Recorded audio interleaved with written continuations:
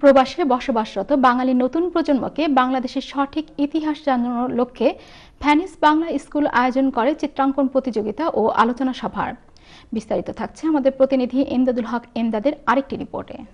স্থাপত্যের পর থেকে ভ্যানিস বাংলা স্কুলের কর্মকর্তাবৃন্দ বহু সাধনার পর স্থায়ীভাবে বাংলা স্কুলের জন্য ঘর পাওয়া এই স্থানটিতে বাংলা স্কুলের ছাত্রছাত্রী, অভিভাবক, প্রবাসী বাংলাদেশীয় কমিউনিটির নেতৃবৃন্দকে নিয়ে এই প্রথমবারের মতো স্বাধীনতার ৪১তম বিজয় দিবস উদযাপন করল ভ্যানিস বাংলা স্কুল।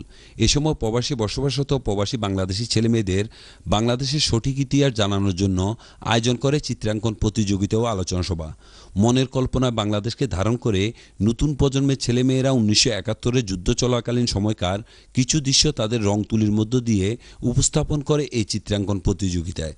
৪১তম বিজয় দিবসে আলোচনা সভায় বিশিষ্ট সাংবাদিক পলাশ রহমান, মিজানুর রহমান, মাইনুল ইসলাম, মোহাম্মদ ফলস, মোহাম্মদ আশিক, পান্না বিশ্বাস, স্কুলের সাধারণ সম্পাদক রফিকুল ইসলাম আকাশ, নতুন প্রজন্মের চমক ও শামীম সহ আরও অনেকে মুক্তিযুদ্ধের ইতিহাস প্রবাসী বাংলাদেশি ছেলেমেয়েদের সামনে তুলে ধরেন। আমাদের ভাষার জন্য তোমরা জানো যে পাকিস্তানিরা উর্দুতে কথা বলে, আমরা বলি বাংলা, তো ওইখান থেকে ভাষা নিয়ে আমাদের এখনো যুদ্ধ হয়। বাংলা স্কুলের সভাপতি সৈয়দ কামরুল সারোয়ার চিত্রাঙ্কন প্রতিযোগিতায় অংশ নেওয়া ছেলেমেয়েদের চিত্রাঙ্কন দেখে প্রশংসা করে প্রধান শিক্ষিকা নাসরিন আক্তার ও উপস্থিত সবাইকে ধন্যবাদ জানান এবং মুক্তিযুদ্ধের সঠিক ইতিহাস জানার জন্য ছেলেমেয়েদের বাংলা লেখাপড়ার উপর গুরুত্ব আরোপ করার কথা বলেন। শেষে দেশাত্মবোধক গান আর নৃত্য পরিবেশন করে স্কুলের ছাত্রছাত্রীরা।